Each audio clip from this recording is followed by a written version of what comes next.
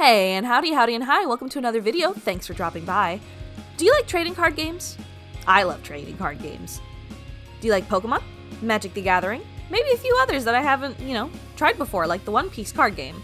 Well, if you do and you want to start getting into collecting, this is the video for you. Now, if you guys have seen my Mewmore video, I was getting a lot of comments from that video talking about how, maybe some people want to get into collecting cards, but they don't know where to start, what kind of budget to work for themselves, or they already have a collection, but they're overwhelmed with the amount of cards that they're trying to collect.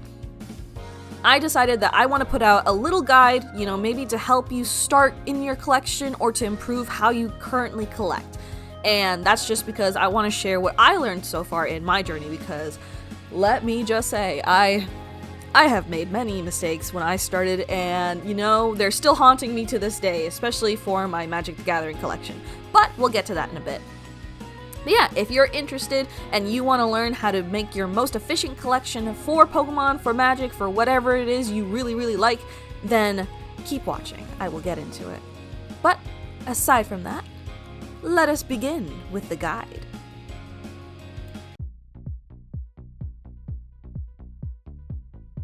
Now, I'm not going to sugarcoat it. You have to like what you collect.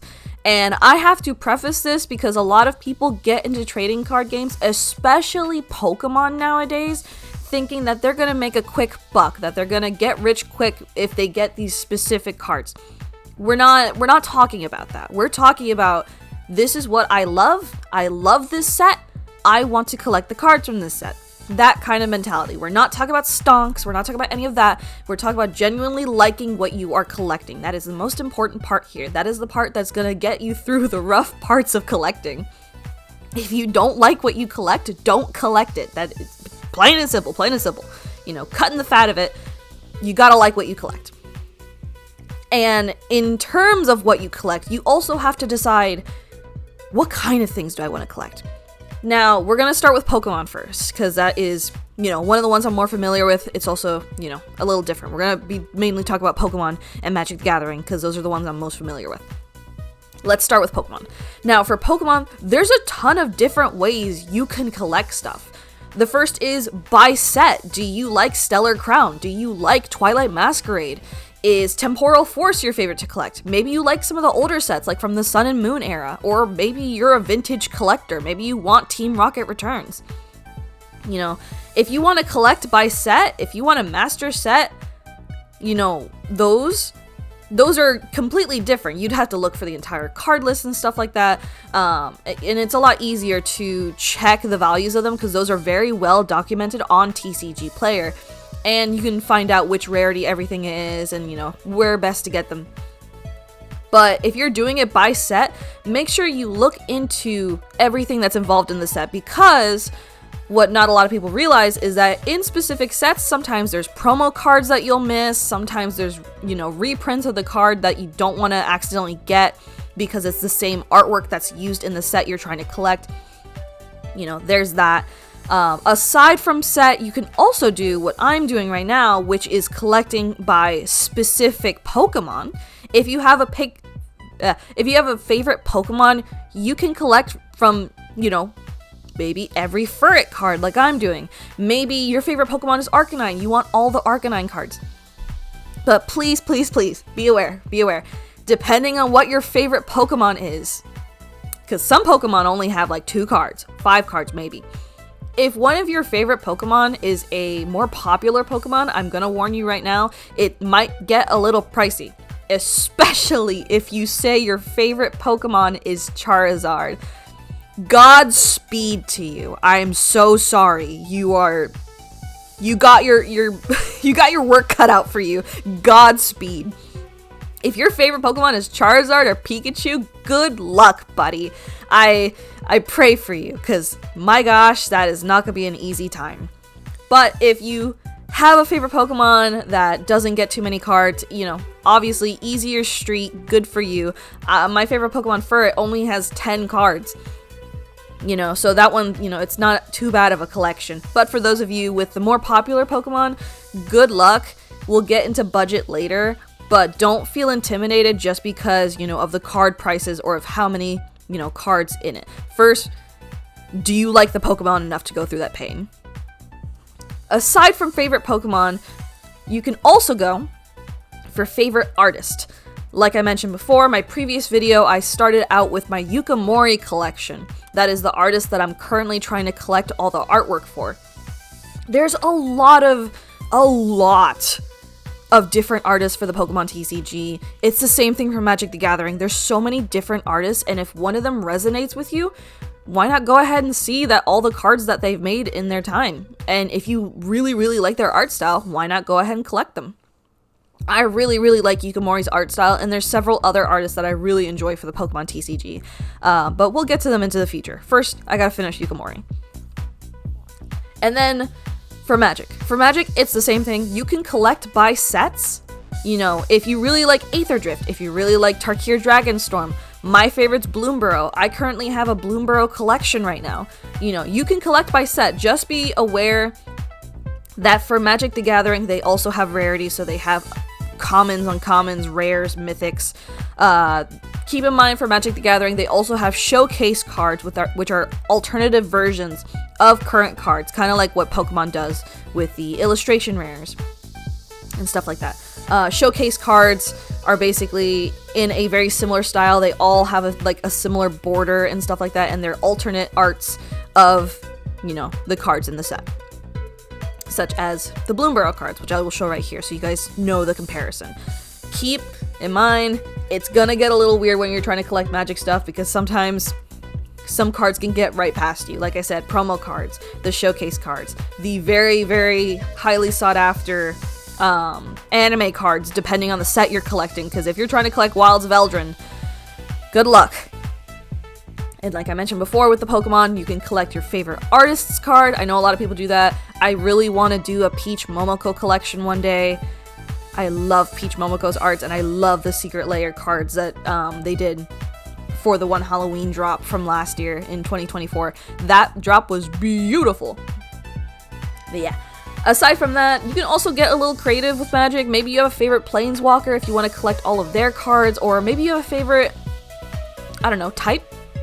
You could, I guess, collect like every single like zombie card if you wanted to. Magic gets a little weird. I usually see people collect by sets, but if you want to get creative, honestly, the ideas are boundless. Yeah. Aside from that, end of the day, what are you interested in? What are you willing to go through a headache for? And will it make you happy looking at it all together at the end of the day? Now, more importantly, how are you going to organize it?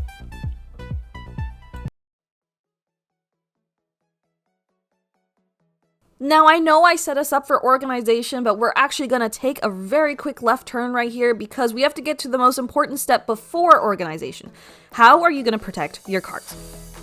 Now, there are a ton of different ways to keep your cards safe and not in the middle of getting destroyed. You know, especially if you have to put them in storage, maybe you're moving. There's tons of different ways to keep your cards safe. There's magnetic holders. They're bigger, bulkier, but they do keep them safe. But for those of you who are keeping your collection in binders, there's card sleeves. Now for card sleeves, there's a ton of different types of card sleeves, but at the end of the day, they all do the job for you. It just depends on how you want them to do that job. Now for card sleeves, there are several different types from many different brands. I personally use Dragon Shield sleeves. That's the one me and my husband uses for our collections and stuff like that. For Dragon Shield sleeves, they have the normal TCG sleeves that you use for the games and stuff like that. They're colored sleeves, so the color will show when you put the card in it, and you know you're gonna see a little bit of that color. Now, if you don't like that for the binder, you don't have to use it, but I will get to the other ones in a quick second. But these ones, very useful, very affordable, depending on which ones you're getting. Like I mentioned before, the color will show through, but if you don't mind it, you know, it's a good, easy, quick solution that won't absolutely break the bank for you trying to store your cards. I will say the colors do get a wee bit muted, but you would just have to opt in for inner sleeves. Inner sleeves, they're very small. They hug the card very tightly. They're meant to go with the colored sleeves. to build extra protection for your cards, because technically these 2 sleeves are mostly used for deck building and, you know, protecting your cards in decks. But like I said, you can also use them for your binder. It just depends on your preferences. You know, some people really like the colored look in their binders, some people don't. But these are pretty good options. If you want the inner sleeves for extra protection, just keep in mind they are a bit small, so they might move around in the binder. And then the third option are these sleeves that we get. I think they're they're just sleeves, you know. The pack that me and my husband get, as you can see, $7.49 for like what, $2.50 sleeves. They're really good. They don't hug the card as tightly, so they take up more space in the little binder sleeve, and they don't jostle around as much, you know. So they're just a little bit of a bigger version of the inner sleeves, and they're crisp, clear, so it doesn't really mute the color of the cards and stuff like that. And those 3 I just mentioned, there's other sleeves too. There's side loaders, there's I forgot what the last one was, but the last one has like a little flap, and you tuck the flap into the card and it keeps it like extra steady. I forgot what the name of it was, and I am a little too tired to look it up, but there are those as well. Just check in with your local card shop if you have one near you. They should have a bunch of those sleeves. They're very accessible, and just as I showed, the $2.50 for $7.49 is pretty good. You get a lot of sleeves, and unless your collection is like 1,000 cards, that should be pretty good. But yeah, you definitely want to figure out what you're using for your sleeves before you start your collection, because please, please, please protect your cards. Keep your pretty cardboard pretty. Okay, I don't want to see anybody with messed up cards because they forgot to sleeve them. I've accidentally messed up some of my cards before. Now that we've discussed the card sleeves, let's finally get into organization.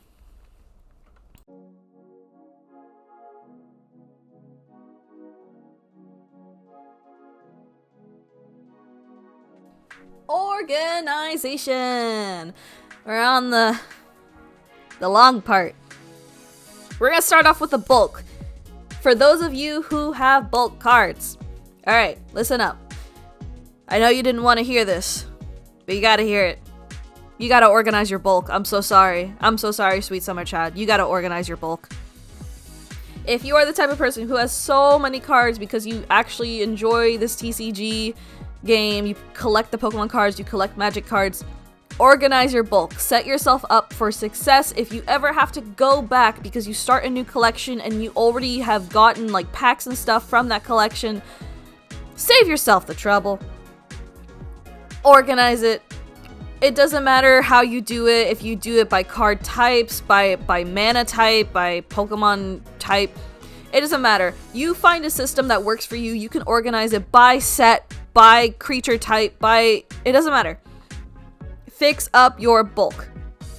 Make it look nice. Make it easy for you to go back and be able to search for stuff. Please learn from my husband. He is still organizing the bulk between the two of us because I had to go back and try to find Bloomborough cards. I'm still going back and trying to find some cards in there. But let me show you guys a quick sneak peek of what my Pokemon bulk looks like because I just had to reorganize that.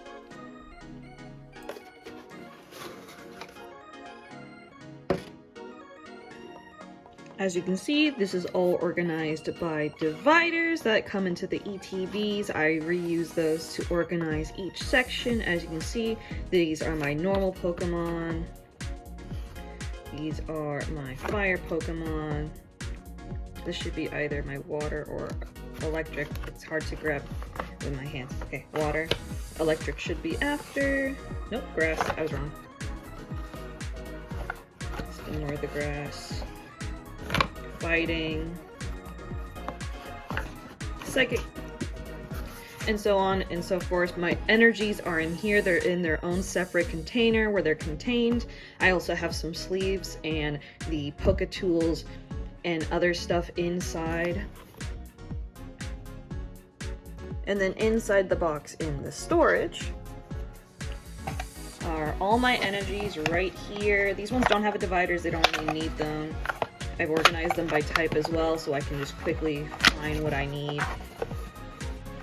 And then this section are my supports, my tools and stuff like that. My stadiums. Yeah, it's all organized down to the type and everything. Alright, now that the bulk is organized, we can finally get into more of the planning and the organization. Now, for those of you who have seen my Yukimori video, I've gone into how I organized and planned my collection for Yukimori. First, get a binder. Get something to keep your cards in, preferably a binder. If you don't have something to put your cards and stuff in it, you're going to start losing cards. You're going to start, not knowing where they went. It's going to be a whole thing. Save yourself the trouble. Get yourself a binder. It doesn't matter if it is a cheap binder. You can always upgrade that later. For my Bloomborough binder, I got the 12 pocket binder, which was a little bit on the cheaper end, around the time that the Bloomborough stuff was out. But eventually, I do want to upgrade to a zipped binder for my Bloomborough collection. And that one's more expensive because it's higher quality. But for now, we can just start off with a cheaper binder just to make sure that all your cards are in one place, safe and sound. Or, if you can't get a binder just yet, get like a little mini tin. The mini tins for Pokemon are really, really good at keeping cards inside, especially if you don't have a lot of cards. That's what I use to hold the Yukimori cards that I haven't filmed yet before I put them into the binder, because I'm recording the whole process of how I'm doing the Yukimori stuff, so I have to keep them separate from the cards I already have in my binder. Get a mini tin, get a little box to keep them in, separate from your other stuff, your other collections if you have any, just so you don't start losing cards. If you have the Pokemon ETB boxes or the Magic the Gathering bundle boxes, you can keep them in there too. Just make sure you have some other stuff in there so the cards don't start flipping over and then they get damaged because you accidentally lifted one, or it fell in a really weird way and it started bending. Put some other stuff in that box too to keep the cards from flipping over. But other than that, get a binder or just have a storage solution where you can keep your cards in one place and keep it organized. And then the next part of that, once you have your set collection, once you've organized and all of that, make a list. Make a list. This is the most tedious part of the process. I mentioned before in my previous video, it took me 3 hours to make the list for my Yukimori because I had to move everything from the card number, the Pokemon, into the list. It is the most tedious part of the process. If you can find a list that's already made online for the set or the artist that you're already collecting, good on you. Good on you. You've already gotten over the biggest step aside from actually getting the cards. But make a list. Keep all your cards in one place so you know which ones you have, which ones you don't have. Make it a little checklist and double check to make sure you have all the cards in there. You can organize them by alphabetical order. You can organize them by release date. It doesn't matter. Give yourself a list. Take it with you. Please learn from my mistakes. I keep forgetting to bring my Yukimori list with me, so I ended up with a few duplicates of cards that I already had. Bring your list with you. Print it small if you have to, just so it fits in your little bag or anything like that. Or make it digital. Have it on your phone. Either way, make a list. Make it accessible and that you're able to take it with you. Have that on you. Keep yourself from buying duplicates like me. Oh my god. Keep yourself from doing that. I have to learn it at some point. But yeah, make a list. Keep it on you. Third part. I got this from Deep Pocket Monster. He does a lot of Pokemon collection challenges, and in a lot of his videos you'll see that he does this. This is where I got the idea from for my Yukimori video. Shout out to him. Haven't seen him, check him out. His challenge videos are pretty cool. But what you want to do with that binder, you can cut out little pieces of paper and put them in the pockets of which cards go where. Because for a lot of sets, such as Pokemon and Magic the Gathering, if you're collecting the normal sets, every Bloomborough card, every Aether Drift, every Obsidian Flames, every Stellar Crown, they are all numbered. All the cards are numbered at the bottom left of their card. They're all numbered. They all go in a specific order from their like release. So if you're doing a set, or if it works with the numbered on the card, label the binder, each pocket by that number so you know which card goes where. Saves you the headache of having to count numbers. I had to do that with my Bloomborough one because I didn't label it when I first made it.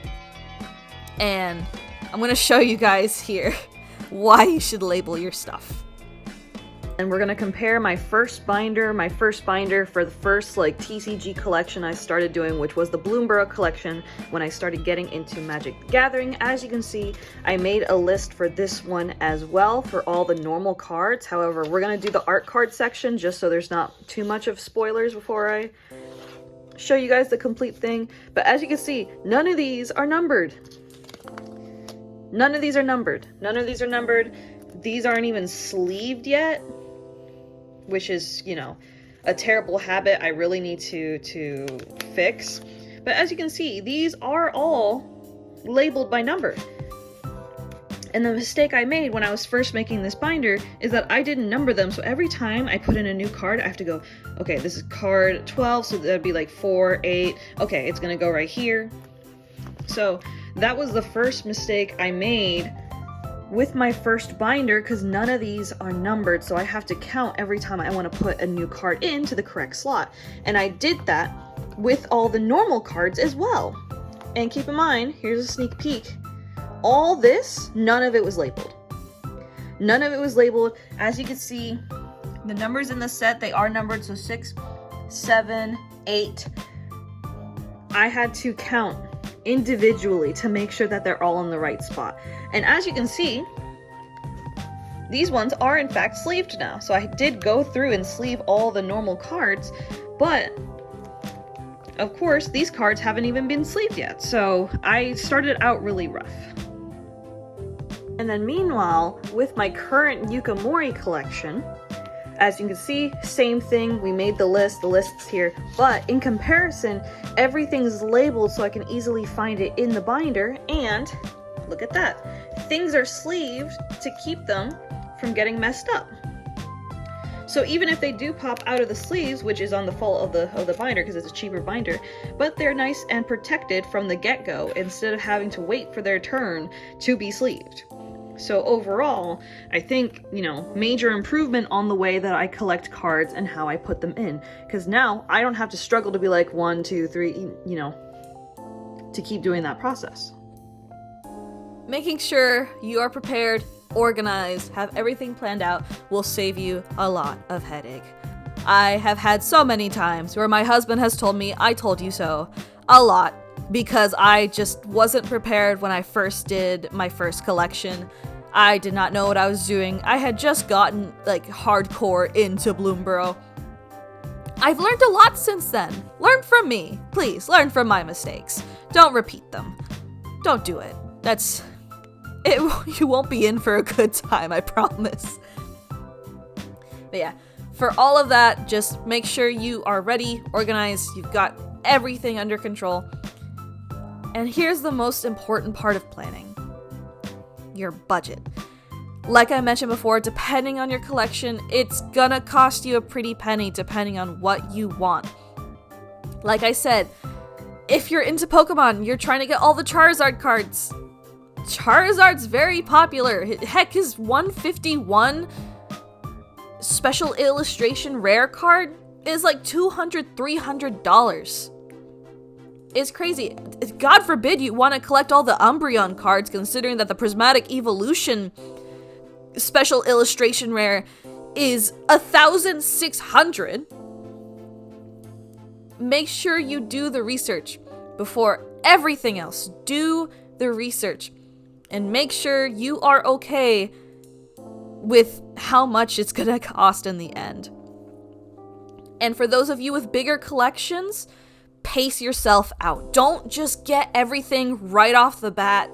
Don't do that. Don't do that. It's gonna end horribly. If your collection, like mine for the Yukimori, is mostly 20-cent cards, 15-cent cards, you can get a lot of them. You can get, I think I got like 30, 40 for like $20. That's okay. That's okay in that instance to get a lot of cards, but if all your cards are like $10, $20, $35, pace yourself. You don't want to bankrupt yourself just because you like the pretty cardboard. I know it's real hard. I get the gremlin grabby mitts every now and then where I just want to buy a card so bad, but I wait till payday. Wait. Just wait. Pace yourself, please. Make sure you plan it out. Put a budget for yourself if you really need to. Just like, hey, I'm only willing to spend $50 on TCG stuff this month. What can I get? You know, should I save that $50 so that way next month I can get a $100 card that I need to complete this collection? Make sure you set a budget with what is okay with how much you have. Don't overextend yourself. Don't go crazy. I know, especially for Pokemon fans, the market is crashing right now, so it seems like, you know, now's the time to buy. Pace yourself, please. The cards, they will always be here. The only time I can understand is if you're going crazy is if it's like the Japanese promos that are really, really hard to find. But please pace yourself. I don't want anyone to make a split decision on a 700 Gengar card, $700, because they saw it in eBay auctions for a little bit less. Please pace yourself. It will be a time, there will be a place, I promise. But stick to your budgets, and eventually one day you will open that binder and you will be so very happy when your collection is complete. Because I'd rather wait a little longer than having to look back at the collection and be mad at myself for spending way too much way too quick. But with all that out of the way, we can finally get to the final part. Editor Bunny popping in real quick to say that I forgot two very important sections here, so we're going to add them really quick. Two things. The first thing is that you have to decide if you want to collect every single version of a card, or if you just want one version of the card and the best version. And what I mean is, for Pokemon, there's the normal version, holo, and then reverse holo. For Magic the Gathering, it's the same thing. It's a normal card and then a holographic version. Some of the alternate art cards have surge foils and fancier versions like raised foils. You just got to decide if you want those, or if you just want the one version of the card and then upgrade it if you pull more different versions. What I do is I usually have the one version of the card and then I upgrade it when I get a better version of it. Now, that is to say, one version, the normal version and the alternate art version, those are two separate cards, by the way, for those of you, so you guys don't get confused. I'm saying the one version has several different stuff, and then the other version also has its own stuff. Like in Magic, the special versions, like the alternate arts, they have non-foil and foil. And then for the normal cards, they have non-foil and foil. And then for Pokemon, I believe all the special versions have foil, so you don't have to worry about the special ones.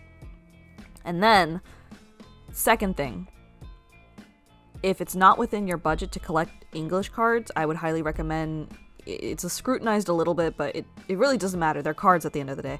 You can collect different language cards. So you can get Japanese cards. Japanese cards are significantly cheaper than their English counterparts. You can collect Chinese cards, Korean cards, German cards, Spanish cards. It doesn't matter. They're all cheaper than the English cards. The English cards are the ones that are overinflated for various reasons. If it's not within your budget to collect English cards, but you really, really want them, just get the alternate language. It's fine.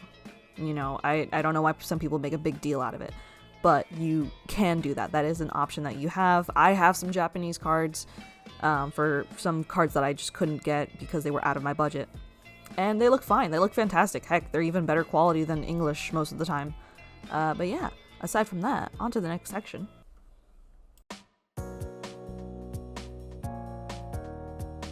We are at the final part of this video. The actual collection of the cards. Listen, there's a lot of different ways to get cards, okay? You can open packs for that extra spiciness, you know, if you're feeling lucky, right? If you're feeling lucky, you can open a bunch of packs from Pokemon, from Magic, You know, if that's what you want to do, if you want to document, or if you just want to open up packs for funsies, that's fine. I'm not judging. I like to do it sometimes. If you want to buy singles, there's a lot of ways to buy singles. You can go on TCG Player. A lot of people are selling on TCG Player. You can go on eBay. Please be careful on eBay. I compare the price on TCG Player before you go on eBay. Know what you're about to spend, please. Learn from my mistakes. I made that mistake. I paid a little more than what I should have. You know, TCG Player is the website a lot of people, if not almost the majority of collectors use to compare prices for cards. Use TCG Player. It'll save you a lot of headache with trying to figure out how much you're going to spend, especially on eBay. You can go to your local game store. A lot of local game stores are also using TCG Player to determine the price at which they sell their cards.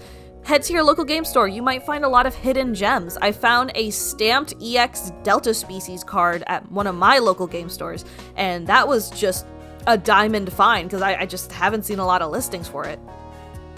You know, head to your local game store, see what they have. Check their prices, because sometimes some game stores are just a little weird with their prices. But make sure you double check. Any of those would work if you have a local collection show. You can go to one of those. They have Pokemon, they have sports cards, they have Magic the Gathering. You just have to look at the details for that collection show just to make sure they will have stuff for the card game that you do collect for. But from my knowledge, there's a lot of those shows that happen locally, so check to see if you can find one. Then you can probably also do a lot of trades and stuff instead of having to outright buy the cards. But at the end of the day, make sure you have fun collecting. That is the most important part about all this. Make sure you have fun collecting. No matter how you do it, no matter where you do it, the ultimate part is that you, at the end of the day, are happy with your collection. It brings you that sweet, sweet amount of dopamine when you open the binder and see yourself getting closer and closer to having all of the cards you want. That is the most important thing. And I think a lot of people have forgotten that nowadays. But it's not to worry. I am here with my pretty little cardboard. If you guys have made it to the end of this video, thank you so much. I am so glad you enjoyed it, if you enjoyed it. Comment your favorite Pokemon cards. Let me know if you're starting a collection. Let me know if you're in the middle of a collection. For those of you, if you are also collecting Yukamori, I have my list that I use to collect my cards on my Ko-fi. If you want to go over there, check it out, download the list for yourselves, save yourself the headache because I spent 3 hours on it, so you don't have to. But yeah, go check that out if you want to get a peep at that list. It's free on the Ko-fi, so don't worry, you won't have to spend money on it. But yeah, let me know your collections, your favorite collections. If you're collecting Pokemon, Magic the Gathering, maybe you have a One Piece collection. Tell me about it, I want to know. And yeah, once again, thank you guys so much for watching. And now we get to the next part, because if you are subscribed to my channel memberships, you get your name right at the end of my videos, just like this. One big thank you to Chili de Cheese, Chichai, Nya, Ami X Dante, Nathaniel Elmo, Strawberry Jam, Drywall Eater 9000, Alana DeCooker, Helpy Blue, Michael Asbury, Ranma, Roxanne Martin, Isley, Volt, Kirsid, Ignacia Noguera? I hope I said that right. Lena K, Galvanic, Pure Flames, and Chip. Thank you guys so much. And another big thank you to my Ko-fi supporter, Kirsid. I can't wait to see everybody in the next video and the next stream, and I'll see you guys soon. Have a good night, everybody.